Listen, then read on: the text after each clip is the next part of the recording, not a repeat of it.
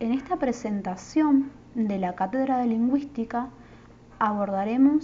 nos adentraremos en un concepto sociopragmalingüística donde abordaremos dos conceptos claves: la función de la lengua, según la definición de Ferdinand de Saussure, que es un sistema de signos en donde cada elemento está distribuido y organizado para accionar en forma unificada, de la cual se desprende la función de comunicación, donde es una conducta que se manifiesta en un proceso de comportamientos y de interpretación de comportamientos ajenos. A partir de estas dos funciones nos adentraremos en el tipo de qué es una ciencia. Las ciencias tienen diferentes características, como la de ser abstractas, estudiar lo inobservable pero lógicamente necesario, y poseer una conciencia entre objeto e instrumento. Además de ello, posee un paradigma simplista universal o paradigma de la complejidad, desde que es un pensamiento complejo para contextualizar, globalizar, conocer lo individual y lo concreto, en el cual se desprende el paradigma crítico. Poseen factores, según Foucault, que son internos, intracientíficos y externos, metacientíficos, y pueden clasificarse, según la clase de objeto que investigan, en ser formales o fácticos. Vamos a ir a la perspectiva epistemológica de la lengua hablando por sí misma y del documento Z, y vamos a adentrarnos en el tema del paradigma. Cuando no poseen paradigmas, las ciencias del lenguaje se estudian objetos complejos con múltiples miradas. Y cuando sí poseen paradigmas, se dice que se hablan de programas de investigación, donde postulan teorías y principios fundamentales. Estos programas de investigación, los científicos consideran que son instituciones en donde se encuentran este tipo de programas, este tipo de teorías, por la cual se la denomina escuelas. Cuando hablamos de los orígenes de las ciencias del lenguaje, nos vamos a abocar en el siglo XIX, cuando se trató de hacer una comparación a partir del modelo de las ciencias naturales. En este tipo de modelo de ciencias naturales va a dar el resultado de una de las vertientes, que es el funcionalismo. Su función es la de comunicación y se da a partir del filólogo Ferdinand de Saussure, que en 1916 hizo una publicación del curso de Lingüística General, donde postula a la lengua como un sistema de signos. Este filólogo hace una consideración de la lingüística crítica y presenta el concepto de inmanencia. El segundo origen de las ciencias del lenguaje se da en el siglo XX con el modelo de la física, que se forma la vertiente del formalismo a partir de Noam Chomsky, que dicta un curso con el título de Syntactic Structures en 1956. Noam Chomsky ve a la especie humana que trae en su patrimonio genético información lingüística, por lo cual la función del formalismo es la de ser un instrumento de pensamiento. Va a proponer una coherencia lingüística que se va a desprender la gramática textual y la gramática de la lengua. A mediados de estos años vemos que no hay teorías unificadas, por lo cual se habla de una transdisciplina y una subdisciplina. Además de ello, vemos una lingüística cognitiva y cambios sociales, tecnológicos, digitales y democráticos. Pero, ¿cuáles son las ciencias del lenguaje? Podemos abocarnos a muchas ciencias del lenguaje. Desde una perspectiva semiótica, vamos a encontrarnos a la semiótica, que se abordará a partir de la unidad número 1, en la cual la vemos a la lengua en relación con otros sistemas. Acá nos preguntaremos ¿qué es el lenguaje? El lenguaje está caracterizado por ser una biplanariedad que tienen un orden de contenido y un orden de expresión, y poseen diversas características, como la de universalidad, no aprenderse ni olvidarse, posee límites, indiferencia ante cualquier expresión y ser un carácter congénito. Después nos preguntaremos qué es la lengua. En ella encontraremos la lengua natural, que comunica y procesa información, en la cual se encontrará la lengua escrita, la lengua oral y los códigos sustitutivos. Y la lengua artificial, que es una creación consciente, donde se desprende la lengua artificial, el lenguaje artificial y el lenguaje tecnológico. Las lenguas poseen diferentes características, como la de sistema de signo, según Ferdinand de Saussure, la de la lengua es como un conocimiento, según Noam Chomsky, la lengua opera como segundo sistema de señales, según Pavlov, su semanticidad posee carácter redundante, evanescencia, es mediadora del conocimiento, la lengua como acción, carácter discontinuo o discreto, posee economía, un desplazamiento referencial o apertura situacional, eficiencia, creatividad, es simbólica, reflexiva, posee argumentabilidad, es una intercambiabilidad, heterogeneidad y doble articulación. Iremos nuevamente a parar a la perspectiva epistemológica para conceptualizar la segunda ciencia en la cual nos abocaremos, que es la psicolingüística, que es un proceso cognitivo en la producción y comprensión de mensajes. La tercera ciencia que veremos es la sociolingüística, que es la que se ve a partir de una perspectiva intersubjetiva, que es la relación de la lengua con la sociedad. Y nos abocaremos a verla desde la unidad número 2. En ella se va a desprender la perspectiva sociolingüística a partir desde la comunicación y la lengua. Cuando hablamos de comunicación nos vamos a encontrar a diferentes variables según una macro variable que va a ser a partir de la ubicación geográfica, la edad, la agrupación y el sexo. Tiene diferentes variedades como las jergas, el dialecto, que es un sistema lingüístico, el cronolecto, el tecnolecto y el sexolecto. Y microvariables que dependen de la situación comunicativa, sus dimensiones, que es el modo, el canal, el tenor, que es una relación de jerarquía y solidaridad, y el tema, que es un propósito y un marco institucional, que posee un registro formal e informal. A partir de lo que se desprende de la lengua es la relación de la lengua con el poder.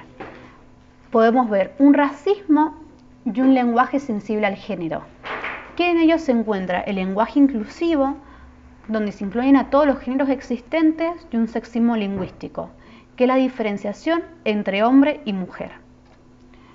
También encontramos la situación actual del español, que es la lengua internacional, la lengua de frontera, la lengua subordinada y la lengua dominante.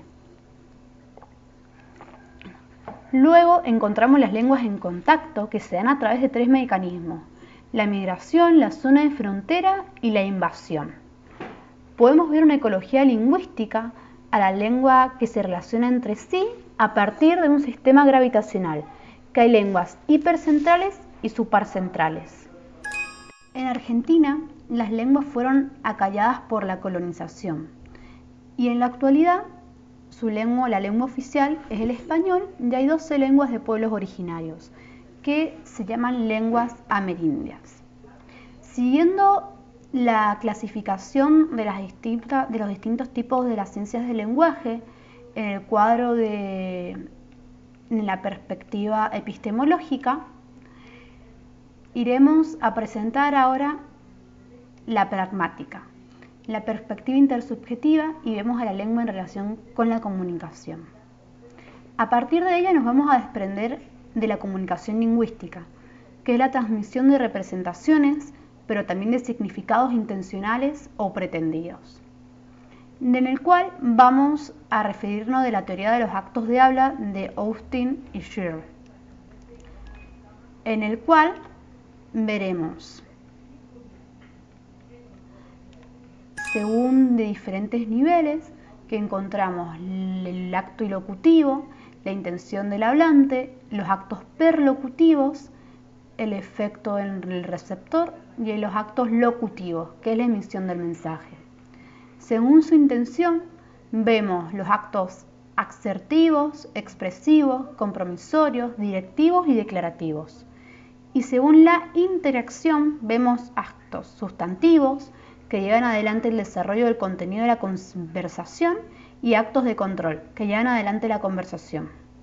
También encontraremos enunciados performativos y según la formulación encontraremos actos directos o actos indirectos, que es un significado interpersonal.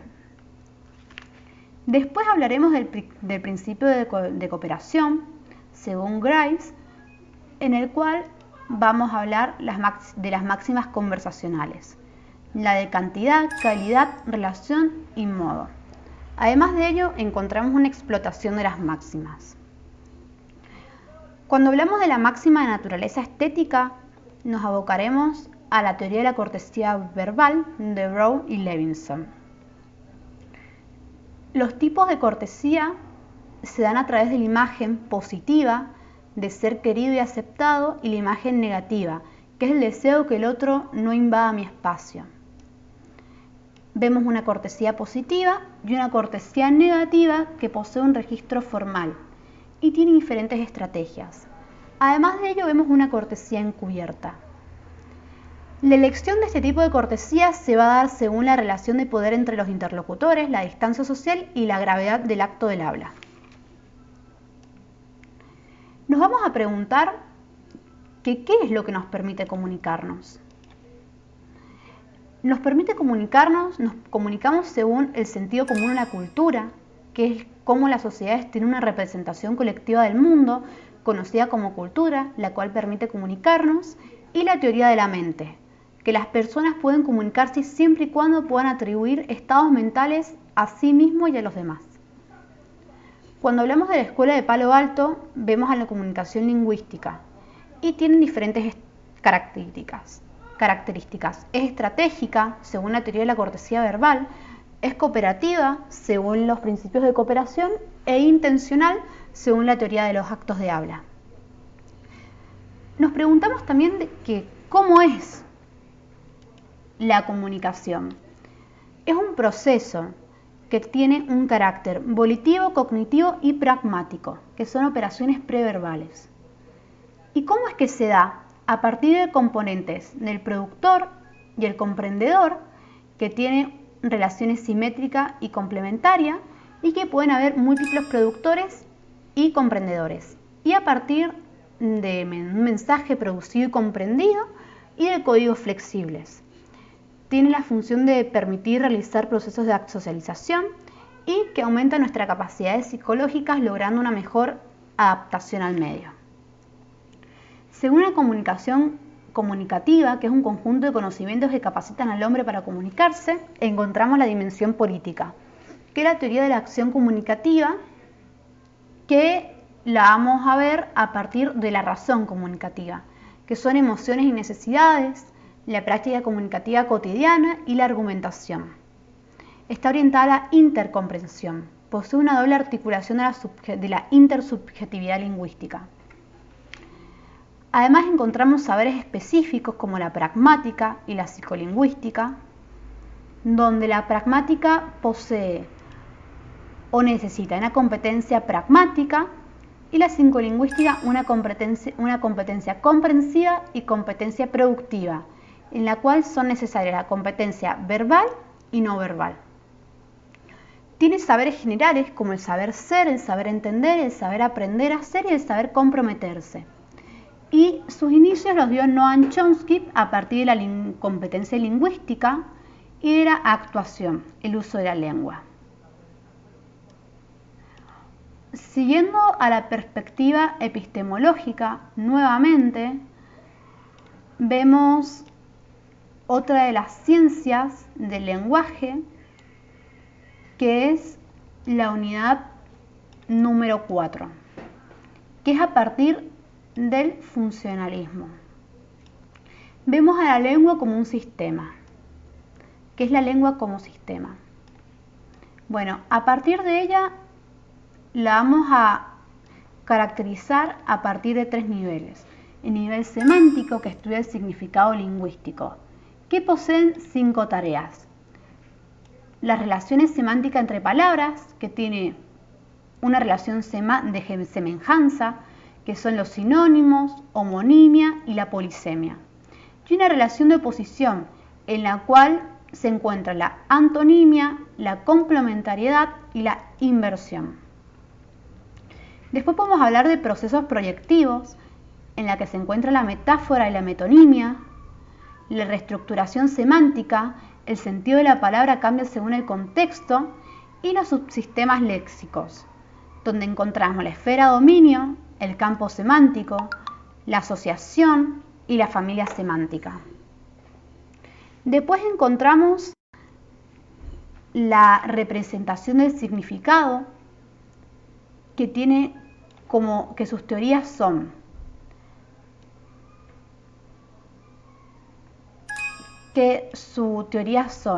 el modelo de rasgos, el modelo de prototipos y el modelo de redes semánticas, en la cual encontramos la relación ISA, la relación de metonimia y la relación de propiedad. Y un modelo procedimental.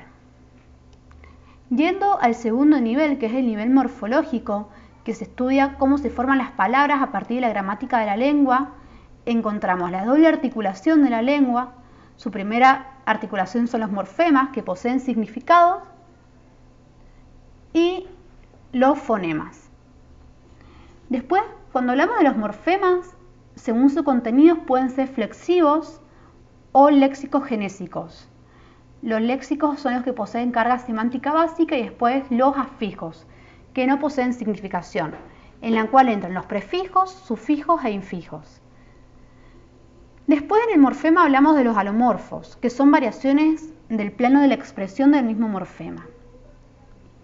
La formación de palabras nuevas, vemos palabras existentes, posibles e imposibles, y el procedimiento de la neología, que se encuentra la revitalización, la creación onomatopeya y los préstamos, que podemos ver la palabra cita y el híbrido. Los procesos que encontramos son proceso tradicional de formación de palabras a través de la composición, que hay unos compuestos ortográficos, compuestos sintagmáticos y los procompuestos. Y la derivación, que hay para síntesis, prefijación y sufijación. Los procesos actuales de la formación de palabras encontramos la combinación, acortamiento, formación de siglas y acronimia. Y encontramos una morfología flexiva. Después vemos el nivel sintagmático, que encontramos las clases de palabras, que son los lexemas y los gramemas.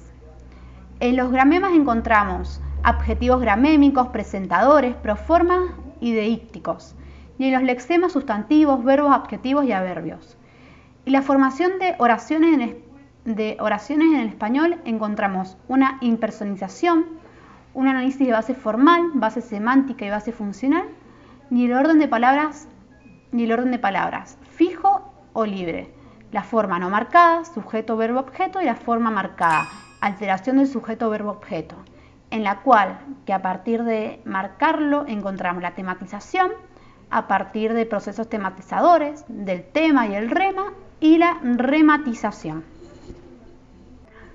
Lo último que nos queda por ver es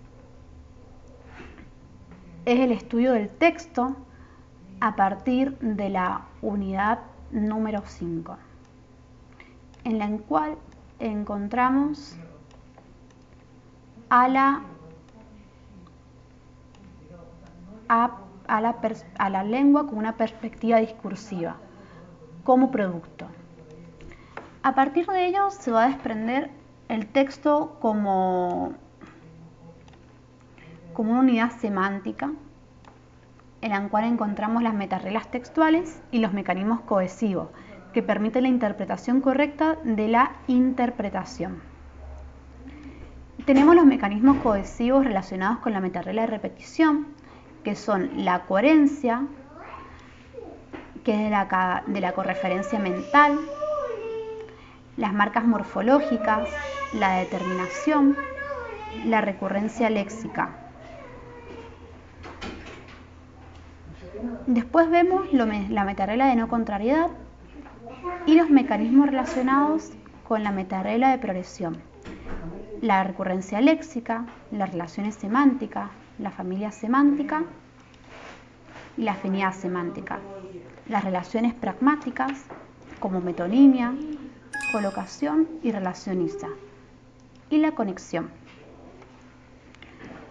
Luego vemos el texto como unidad pragmática, en la cual encontramos la coherencia, el estado epistémico, que es lo que nos dice que se supone que se sabe, y las estrategias discursivas, que son paratextual, paráfrasis, ejemplificación, generalización, ilustración, cita, evaluación, esfuerzo de acercamiento, efecto de distanciamiento del productor, efecto de alejamiento del comprendedor, anclaje tiempo-espacial, tematización, preguntas retóricas y matización. Después encontramos las funciones textuales, que es para lograr que se logran a partir de las estrategias discursivas, que es la de comandar, expresar, contactar e informar. Encontramos también la textualidad digital, que es la lengua de Internet según la hibridez y la homogeneidad, y la literacidad. Están estudiados por la cibercultura. Hay textos no lineales y textos digitales. Y hipertexto, que poseen lenguaje electrónico y el lector puede modificar en dicho texto.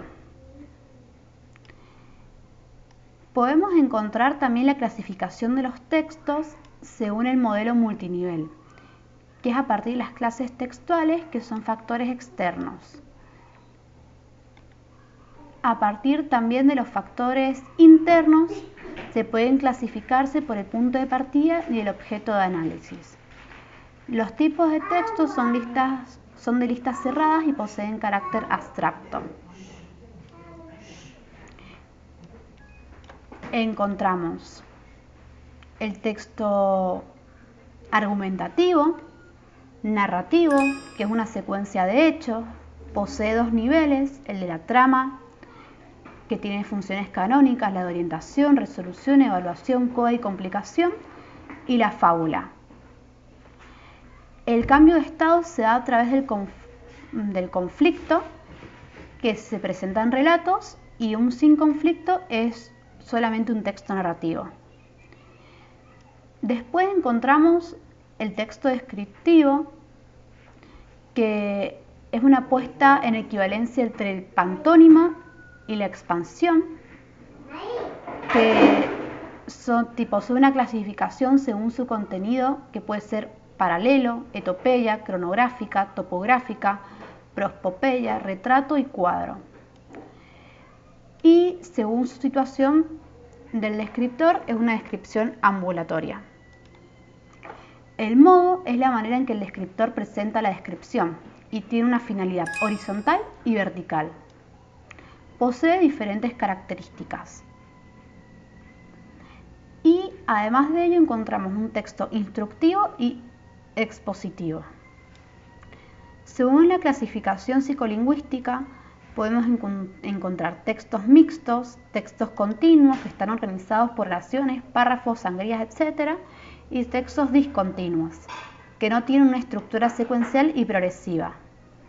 Son a partir de estructuras como listas sencillas, combinadas, de intercepción e intercaladas, y de formato, a partir de un formulario, comprobantes, certificados, etc.